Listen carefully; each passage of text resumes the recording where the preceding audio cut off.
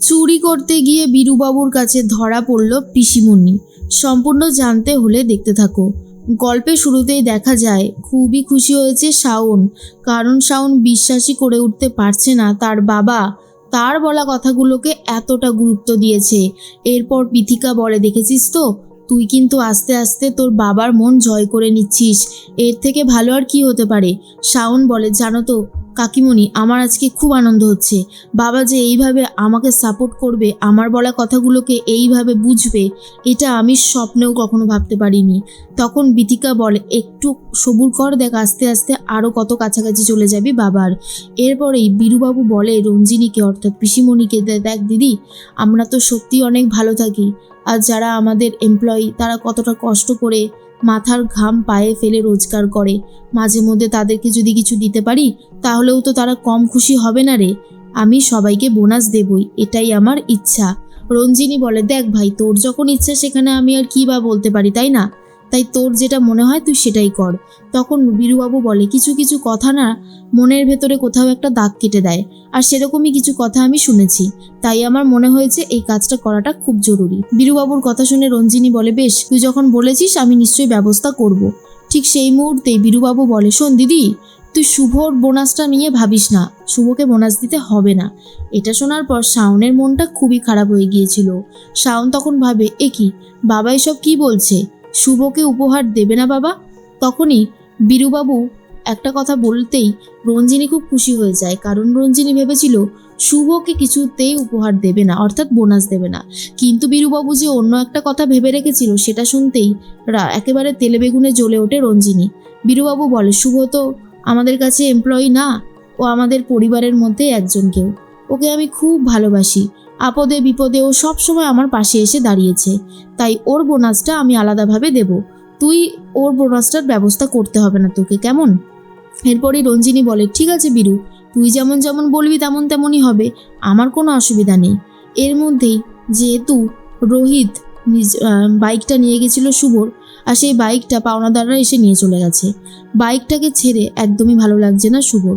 শুভ কি করবে নিজেই বুঝে উঠতে পারে না। আর তখনই শুভর মা বলে, আমি বুঝতে পারছি তোর ঠিক কতটা কষ্ট হচ্ছে, আমি বলি কি, তুই একটা বাইক কেন, দেখ না একটা বাইকের কত টাকাই বা দাম হবে, একটা লোন ফোন নিয়ে যদি কোনোভাবে ব্যবস্থা করা যায়।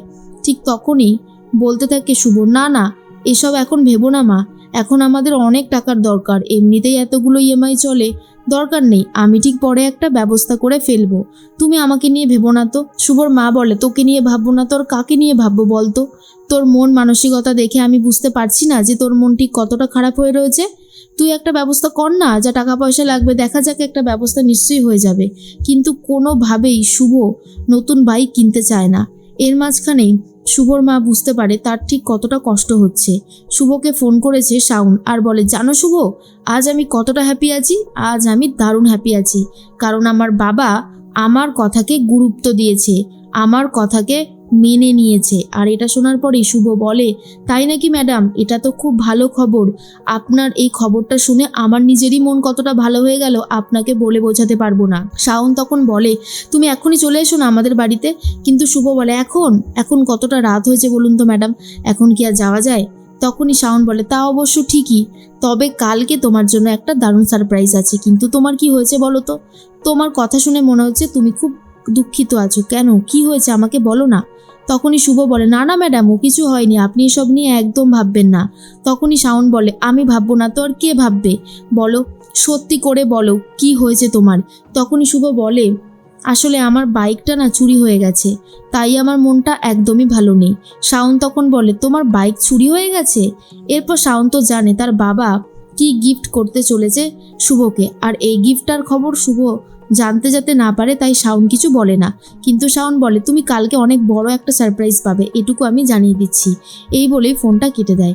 সকাল হতেই শুভর মনটা খারাপ, কারণ কাজে যাওয়ার জন্য বাইকটাই আর নেই।